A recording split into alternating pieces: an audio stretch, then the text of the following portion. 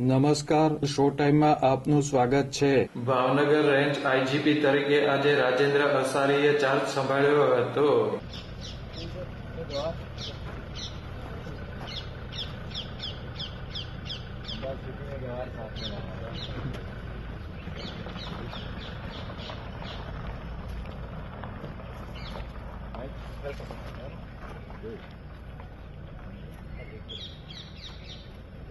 Gautam પરમારની CID ક્રાઇમમાં બદલી થતા તેમના સ્થાને રાજેન્દ્ર અસારીની નિમણૂક કરવામાં આવી છે.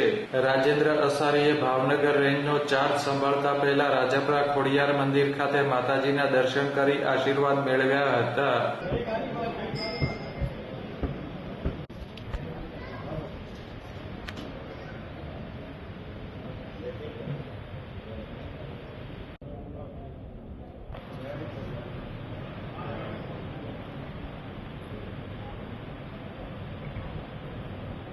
ભાવનગર રેન્જના નવા આઈજીપીને એસપી નિતેશ પાંડે સહિતના પોલીસ અધિકારીઓએ આવકાર્યા હતા.